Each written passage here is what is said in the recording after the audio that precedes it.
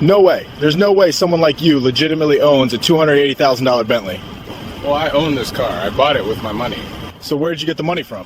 Officer, I'm a federal prosecutor. I already showed you my ID. I know it's fake, so I don't care what you say you are. Hands behind your back. On a sunny Thursday afternoon in September, at the Tysons Corner Center Mall parking lot, Virginia, a white male officer, 40 years old, stands blocking a midnight blue Bentley Continental GT with his patrol vehicle. The driver, a black man, 36 years old, wearing a tailored suit, sits surrounded by flashing lights. Federal credentials are clearly visible on the dashboard. Bystanders pull out their phones. Cameras start recording from every angle. What this officer didn't know would destroy everything he'd built in the next 72 hours. Officer Stan Dark didn't know who he was talking to. He didn't know the man behind the wheel had just left a federal courthouse. He didn't know Aaron Vance had prosecuted cases that put mob bosses behind bars for life. He didn't know the man he was accusing of grand theft auto had spent 16 years as a federal prosecutor. In 48 hours, that ignorance would cost him everything. Within hours of this stop, phones at the Department of Justice headquarters in Washington, D.C. were ringing off the hook. The FBI Civil Rights Division was being briefed. A lieutenant who had testified in Vance's federal cases was racing to this exact parking lot. 22 million people would watch the footage of what happened next. A $47 million settlement was coming, and one officer's career was about to be erased from existence. You're not just watching a video, you're witnessing a historic case that changed federal law. Hit the subscribe button and comment justice if you believe everyone should be treated right. Officer Stan Dark, 40 years old. 15-year veteran of the Fairfax County Police Department. Dark had built a reputation over those 15 years. He had a particular interest in luxury vehicles cruising through affluent areas. Porsches, BMWs, Mercedes, Range Rovers, and especially when those luxury vehicles were driven by black or Hispanic men. Colleagues would say he had a nose for crime. Victims had a different word for it. They called it profiling. Twice in his career, Dark had been recommended for commendations. Performance reviews praised his proactive policing. His arrest numbers looked good on paper. But there was another number that told a different story. 31 civilian complaints, filed against Stan Dark over 15 years.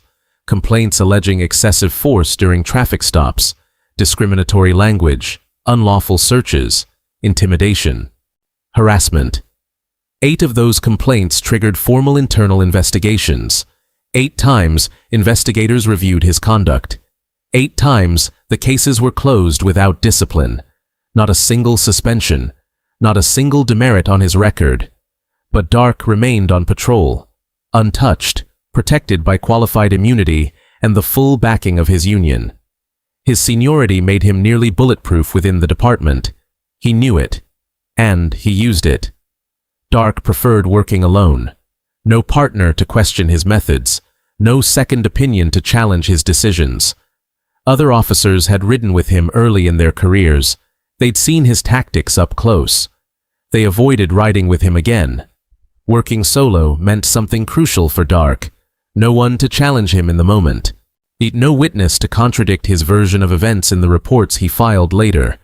Just him, his badge, his authority, his BodyCam, and whatever story he decided to tell. Today, that BodyCam would tell a very different story than the one he planned. Thursday afternoon, September, 3:47 p.m. Tysons Corner Center parking structure, level 3. Dark's patrol car sat positioned near the exit ramp, engine idling. He watched luxury vehicles filter past him toward the exit. A silver Porsche 911. He didn't move. A white Tesla Model X. He stayed put. A black Range Rover driven by a white woman. Not even a glance. Then, the midnight blue Bentley Continental GT rolled into view. Dark's eyes locked on it immediately. He ran the license plate through his dashboard computer. The system came back in seconds.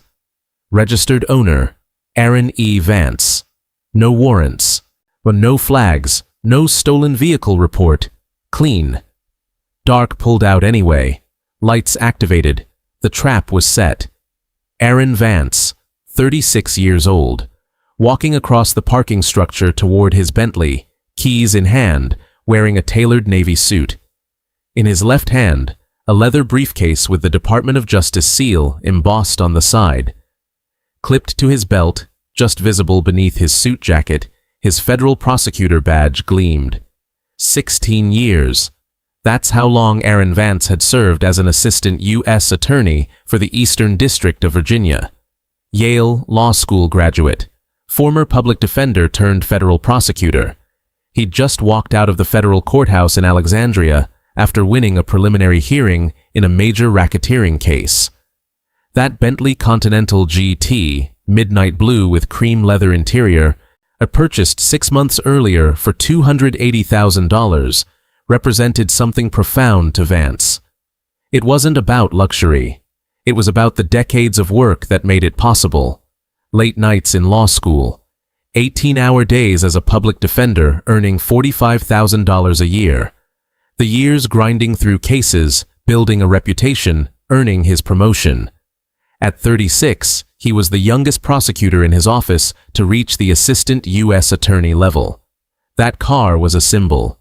Proof that the sacrifices mattered. Today, Vance had stopped at Tyson's Corner Center for one reason.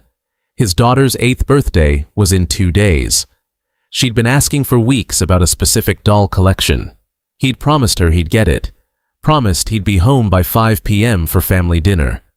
His wife, a pediatric surgeon at Inova Fairfax Hospital, was cooking his daughter's favorite meal. Vance had chosen this mall specifically. Safe. Upscale. 10 minutes from the federal courthouse. He had absolutely no reason to expect what was about to happen. But Aaron Vance's story didn't start in that parking lot. It started in Southeast D.C., son of a postal worker and a public school teacher. Growing up, Vance watched his cousins get caught in the system. Good kids who made bad choices, who never got fair representation, who disappeared into the justice system and came out broken. He was the first person in his family to attend college, worked 3 jobs his entire undergraduate career just to keep the lights on. He joined the public defender's office right out of law school because he wanted to help people who looked like his cousins. People who couldn't afford the kind of lawyers who play golf with judges. He fought for them. Hard. But after 5 years, something changed. He watched violent offenders walk free on technicalities, watched defense attorneys exploit loopholes while victims suffered. Vance made a choice. He switched sides, became a prosecutor. But he didn't become the kind of prosecutor who railroaded defendants. He built a reputation for fairness.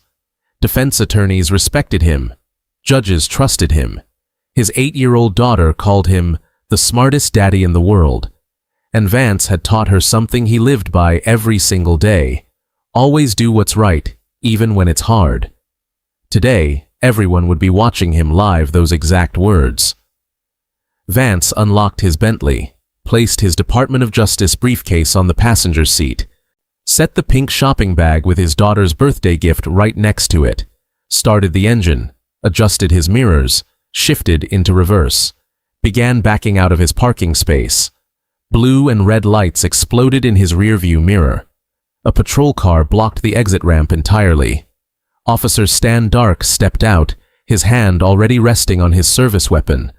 The body cam on his chest activated automatically, recording every second.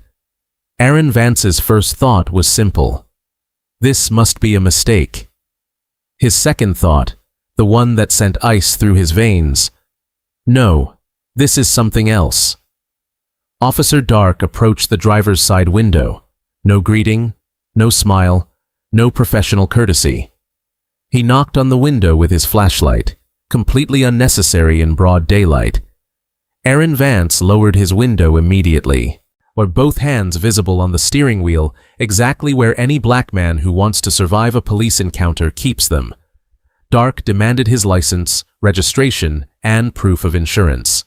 Now. No pleasantries. Vance kept his voice calm and respectful, asking what the stop was regarding. Dark made it clear he wasn't there to chat.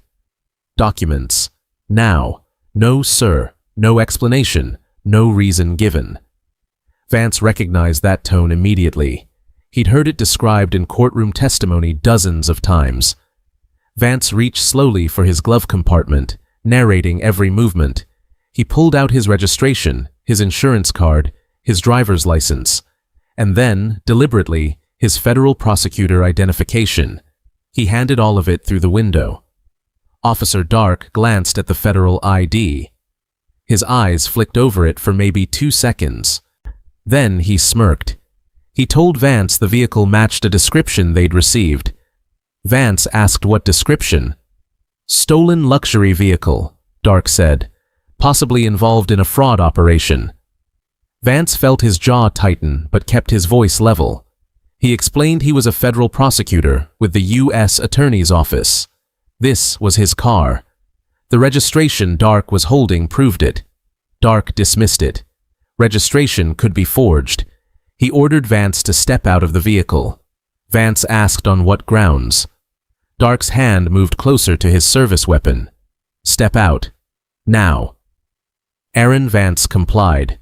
Slowly. Hands raised slightly as he opened the door and stepped onto the pavement. Dark circled the Bentley, running his hand along the hood. Nice car, he said. Real nice. Too nice. Then Vance started to explain he'd purchased the vehicle legitimately 6 months earlier. Dark cut him off. There was no way someone like Vance legitimately owned a $280,000 car. The words hung in the air like smoke. Shoppers walking past stopped mid-stride. Turned. A woman whispered to her husband, loud enough for Dark's BodyCam to pick up. Did he just say that? The BodyCam caught everything. Dark's sneer. Vance's jaw tightening. The way Vance's shoulders tensed even as he fought to stay calm. Vance's voice stayed measured, precise. Someone like me, he repeated. A federal prosecutor? Or someone black, officer? Dark ignored the question entirely. He ordered Vance to turn around and put his hands on the vehicle. Vance read Dark's nameplate and calmly explained he'd provided valid documentation. His federal ID was legitimate. But Dark could verify his identity with one phone call. Dark didn't care about the ID hands on the car. Vance complied again. Turned. Placed his hands on the warm hood of his Bentley. Dark began patting him down, roughly, checking every pocket. Pulled out Vance's wallet. Flipped it open. $340 in cash. That's a lot of cash, Dark said. Where'd this come from? An ATM, Vance explained. He was allowed to carry cash. Drug dealers love cash, Dark responded. Vance took a breath. Stayed calm. Explained he was a federal prosecutor. He didn't sell drugs. He prosecuted the people who did. That's when Dark grabbed his wrist, twisted it behind Vance's back hard enough to send pain shooting up his shoulder. Vance told Dark he was hurting him, that he was complying with everything. Dark shouted that Vance needed to stop resisting. Vance wasn't resisting. The BodyCam footage would later show this with perfect clarity. Aaron Vance standing completely still, his wrist being wrenched upward at an unnatural angle. Handcuffs came out. Click. The first cuff locked around Vance's wrist. Vance stated clearly this was unlawful detention. He was a federal employee. Dark had no cause. Dark announced Vance was under investigation for grand theft auto. Click. Second cuff, locked. Aaron Vance stood there, hands cuffed behind his back, his Department of Justice briefcase still visible in the passenger seat of his Bentley. The pink shopping bag with his daughter's 8th birthday present sitting right next to it. Dark pushed him toward the patrol car. Hard. Vance's shoulder hit the hood first. Then his cheek pressed against the warm steel. That pink shopping bag, visible through the Bentley's window to everyone watching, a reminder of exactly what had been interrupted. A father buying a gift for his little girl. A crowd had formed. 12, maybe 15 people. At least 6 phones were out, recording from different angles. A woman's voice cut through the parking structure, asking why Dark was treating Vance like that when he wasn't doing anything. Dark shouted back at the crowd to back up. This was police business. Vance's voice, muffled against the hood of the patrol car, stayed calm. He stated his name was Aaron Vance. He was an assistant U.S. attorney with the Eastern District of Virginia. This officer had unlawfully detained him. He asked the witnesses to please record this. Dark pressed harder against Vance's back, telling him to shut up. No partner to intervene, no voice of reason. Just Dark and his unchecked authority and a body cam recording every single second. 4 minutes. Dark kept Aaron Vance pressed against that hood for 4 full minutes while he ran checks. The license came back clean. The VIN on the Bentley came back registered to Aaron E. Vance. No theft reports, no flags. Dark's radio crackled. Dispatch confirmed no warrants, no flags. Vehicle was clean. Dark didn't release him. Instead, he announced he was calling for a tow. The vehicle was getting impounded pending investigation. Vance's voice finally cracked with frustration. Investigation of what? Dispatch had just confirmed everything was legitimate. Dark said Vance's attitude was making this worse. Aaron Vance had barely spoken. An elderly white man in a polo shirt approached carefully, saying he'd seen the whole thing. Vance hadn't done anything wrong. Dark threatened to arrest him for interfering. A young black woman held her phone high, recording, calling out that this was racial profiling and everyone could see it. Dark issued her a final warning. The mall security guard jogged over, confused, explaining that Vance shopped there regularly. Dark asked if he'd requested the guard's input. Dark keyed his radio, his voice taking on an official tone. He reported to dispatch he had a suspect detained for suspected vehicle theft, false documentation, and resisting officer commands. Vance, still pressed against the hood, still handcuffed, protested he hadn't resisted anything. The body cam would show he'd complied with every command. Dark spoke over him into the radio, reporting the suspect was becoming belligerent and uncooperative. Vance's voice was steady but strained. He stated clearly he was an assistant U.S. attorney. He was complying completely. The officer was filing a false report. Then, barely audible, Dark muttered to himself. But his body cam caught it. Crystal clear. People like Vance buy these cars with dirty money, then act like they're legitimate. All of it on body cam audio. Every word, every false claim, every discriminatory statement. No partner to contradict his story this time. But the camera? The camera told the truth. A silver Dodge Charger pulled into the parking structure fast. Unmarked, but clearly law enforcement. The door opened. Lieutenant Alice Wells stepped out. Her face went through 3 distinct expressions in the span of 3 seconds. Confusion, recognition, fury. She knew Aaron Vance. She'd testified in his federal racketeering case just 2 months ago, and she'd just received a frantic phone call from a friend shopping at Tyson's. Lieutenant Wells saw Aaron Vance, handcuffed, pressed against a patrol car hood. Her hand went to her badge. If you're watching this and your heart is pounding, hit that like button and subscribe right now, because what happens next is about to change everything. Lieutenant Wells's voice cut across the parking structure, demanding to know what was going on. Dark snapped to attention, starting to explain. Wells cut him off, asking why Assistant U.S. Attorney Aaron Vance was in handcuffs against his patrol car. Silence. Dark's face drained of color. Wells ordered him to release Vance immediately. Dark tried to claim they'd had reasonable suspicion. Wells's voice rose. Release him now. Her command echoed across the parking structure. Every phone captured it. Wells walked directly to Vance, apologizing and asking if he was hurt. Vance acknowledged he had a sore shoulder, felt humiliated and angry, but was physically unharmed. Wells personally removed the handcuffs. Red marks were visible on Vance's wrists. She retrieved his DOJ briefcase and the pink shopping bag with his daughter's gift, handing them back with respect. She examined his credentials, all legitimate. She asked Dark what his probable cause had been. Dark claimed the vehicle had matched a description. Wells pressed him. What description? From what call? What was the dispatch number? And Dark fumbled with his radio. No answer came, because there was no call. Wells asked Vance to tell her exactly what had happened. Vance's voice was calm and precise. He explained Dark had stopped him without cause, accused him of driving a stolen vehicle despite valid registration, made statements suggesting he couldn't legitimately afford the car, used phrases like, "someone like you," and claimed people like him bought cars with dirty money, refused to accept his federal credentials, physically detained him, and filed a false report claiming he'd resisted when he'd been fully compliant. Witnesses erupted, confirming that was exactly what happened, that it was all on video.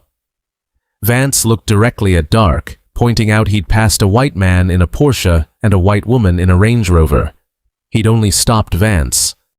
The words hung there, undeniable. Wells's expression darkened. She promised Vance this would be fully investigated. Vance's voice was quiet, but disappointed.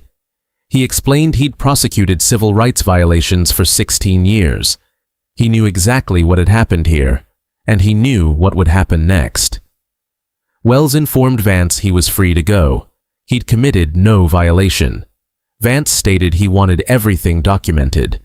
Medical photos of his wrists, the BodyCam footage, dispatch logs proving no theft report existed. All of it preserved. Wells promised he would have everything. Dark tried to speak. Wells cut him off, telling him not to say another word. Get in his vehicle. Dark stood alone, realizing no partner would back his story.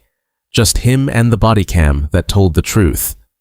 Wells pulled out her phone and called Captain Andrew, and explaining Officer Dark had just detained Assistant U.S. Attorney Aaron Vance for driving while black. Yes, sir, Wells confirmed. The Aaron Vance, federal prosecutor.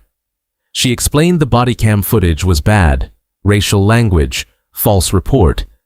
This had been a solo stop with no witnesses on their side, 20 witnesses and multiple videos already uploading to social media. This would be national news by tonight. While she spoke, other calls were happening. DOJ headquarters in Washington, D.C., Vance's supervisor alerted. FBI Civil Rights Division, case flagged immediately. ACLU Virginia, attorneys pulling Dark's complaint history. County Executive's Office, crisis communications activated. By 5:47 p.m., exactly 1 hour after the stop, 4 parallel investigations were underway. Internal Affairs, FBI Civil Rights, DOJ Inquiry, County Executive's Review. Back in his patrol car, Officer Stan Dark sat alone. His phone buzzed. Union Rep, don't talk to anyone. News alert, federal prosecutor detained, Fairfax PD under investigation. Instagram, 340,000 views in 30 minutes. He whispered to himself that he'd been doing his job, but even he didn't sound convinced anymore. For the first time in 15 years, Stan Dark understood. He had just ended his own career. By Friday morning, investigators had everything. Dark's BodyCam, full and unedited, 6 bystander videos, mall security footage, dispatch logs confirming no stolen vehicle report existed. Dark's history, 47 luxury vehicle stops, 43 were minorities, 0 arrests. Behind closed doors, the county attorney told the chief, "We have no defense. Settle fast, or this hits $100 million at trial." By Saturday morning, 22 million views. Legal experts, textbook racial profiling. Former police chiefs, fire him immediately. Civil rights attorneys, working solo makes it worse. No one to check his bias. Vance gave his statement to federal investigators. Calm, precise. He'd complied with every command because he knew what happened to black men who asserted their rights. He was a federal prosecutor, and he'd been terrified. If he was terrified, imagine everyone else who didn't have his credentials. Investigators note, most credible witness we've ever interviewed. Internal affairs findings, no legal justification, no stolen vehicle report, racial language on BodyCam, false statements, pattern ignored for 15 years. September 22nd. Dark surrendered his badge and weapon. Recommendation, termination for cause, at September 29th, 21 days later. Officer Stan Dark, terminated. Violations, racial profiling, unlawful detention, false reporting, conduct unbecoming. Virginia revoked his law enforcement certification, permanently. Barred from police work in Virginia and 43 reciprocal states. FBI filed federal civil rights charges. Name added to National Decertification Index. 15-year career erased. Pension under review. At 40 years old, unemployable. 3 supervisors disciplined. Police chief forced into early retirement. Department entered federal consent decree. Mandatory bias training. Civilian Review Board. No solo patrol for officers with complaints. Vance filed federal lawsuit. $56 million. County settled before trial. $47 million. Largest settlement in Virginia history for racial profiling. Dark's name permanently flagged. No law enforcement agency would hire him. No security company. LinkedIn deleted. Social media deactivated. Forced to move out of state. Reputation destroyed. Aaron Vance, promoted to Deputy U.S. Attorney, January 2025. Established Vance Legal Defense Initiative with $12 million. Free legal help for profiling victims nationwide. His daughter told her 3rd grade class, "My daddy changed the law." Press conference. Justice delayed is justice denied, but justice delivered is a message sent. No one should ever have to prove they belong. Standing ovation. 3 months later, Vance returned to Tyson's. Same Bentley, same parking structure. No one stopped him. A young black officer approached. "Mr. Vance, thank you. You changed everything." Vance smiled. "That's what cameras are for. Truth." At Fairfax County Police Academy, recruits watched Dark's bodycam footage in week 1. Caption, 31 complaints ignored, 15 years of patterns, 1 video changed everything. The lesson is clear, cameras are always watching, and eventually, justice finds its way. If this proves accountability still exists, hit that like button and subscribe. Share this with someone who needs to see that doing right still matters. Comment below. What would you have done in Aaron Vance's position?